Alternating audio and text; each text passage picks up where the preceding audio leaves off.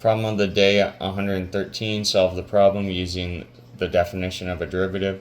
So the definition of the derivative is this formula, so f prime of x, so that's the derivative, equals a limit of h approaches 0 of f x plus h minus f of x all over h. And our original function, or the one that we're going to be deriving, is f of x equals x squared. To set up the problem, which I think is the hardest part, we take the formula, right, and we plug in this equation that we're trying to derive into it.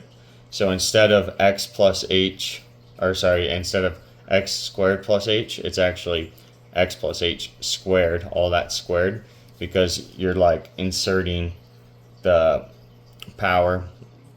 Like this becomes, right here, just becomes all the variables there. So whatever, like if it's x to the power, you just add the h, and like if it was like square rooted, it'd be the square root like that.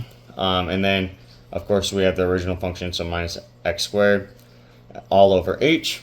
And then what we'll do is we'll have to break apart the squared and then FOIL it out, so like that, x times x, and then x times h, and then x times h, and then h times h, and then minus x squared.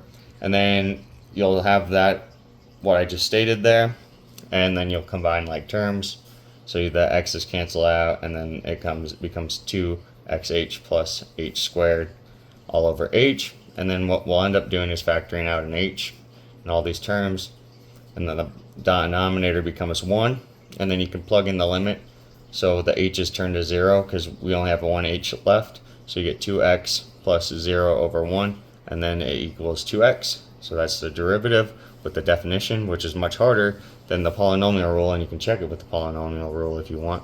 So you can take the x squared, move the 2 down, and then subtract 1, and you get 2x equals f prime of x. And that's the answer. And you got the same thing with both rules.